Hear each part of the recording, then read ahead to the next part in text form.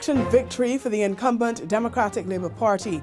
Plans for mass layoff of public servants as Barbados' fiscal and economic problems worsen. A landmark immigration ruling against Barbados, and UE students to pay tuition fees. I'm Dawn Paris with a look back at some of the highlights of the year that was. 2013 opened with Barbados on the verge of a general election. Dominating the minds of the electorate were issues of the economy and leadership. At the end of the day, the February 21st poll came down to the wire. Carol Williams reports. After months of electioneering, Frondell Stewart's DLP returned to office with a two-seat majority. But the party had no time to savor its victory as it struggled to deal with an economy battered by the protracted downturn. In July, the country got its first downgrade for the year by international credit rating agency Standard & Poor's.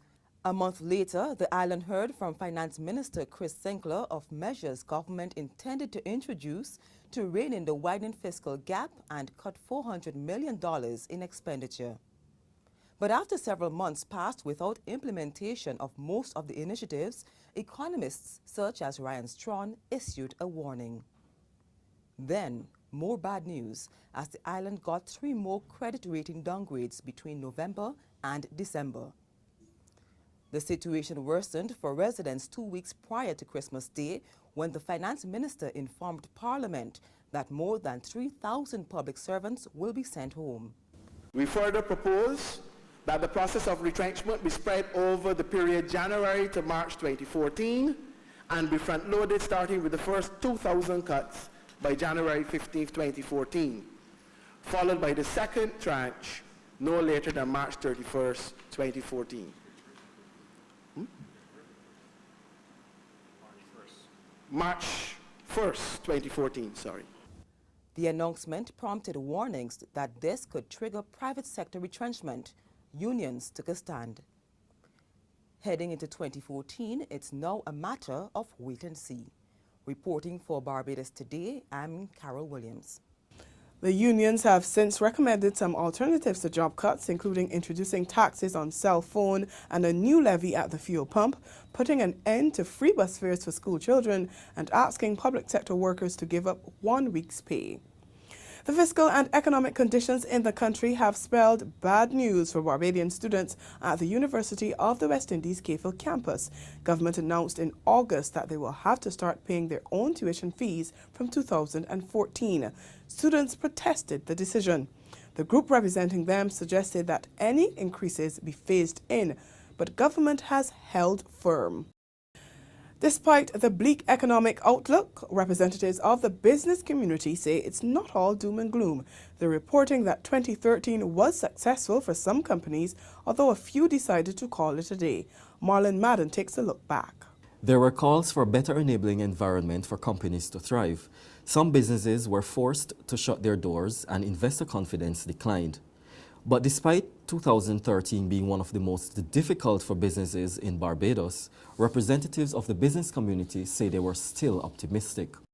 President of the Barbados Manufacturers Association, Bobby McKay, says some businesses succeeded during these trying times because they thought outside the box. Meanwhile, the Chamber of Commerce and Industry says the top priority going forward will be safeguarding the jobs of the more than 30,000 employees in the private sector. History was created in Barbados in October when the country lost an immigration case involving a Jamaican at the Caribbean Court of Justice.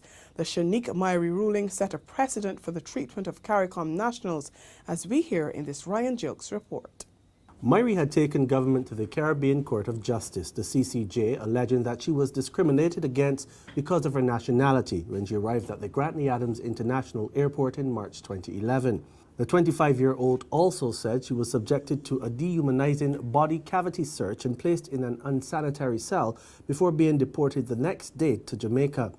On October 4th, the CCJ ruled in favor of Myrie and awarded her 75,000 Barbados dollars.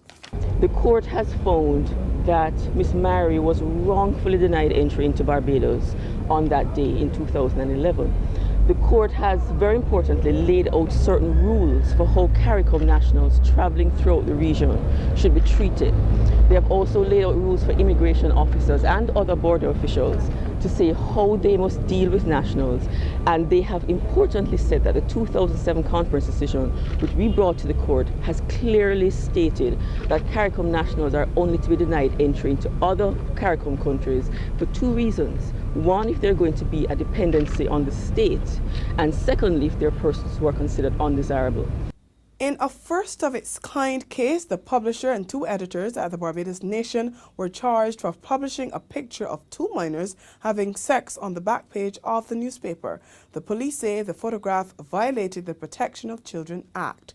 Publisher and CEO Vivian Gittins, Editor-in-Chief Roy Morris, and Editor Sanka Price, the author of the story that went along with the picture at the center of the controversy, were all granted bail when they went to court in November.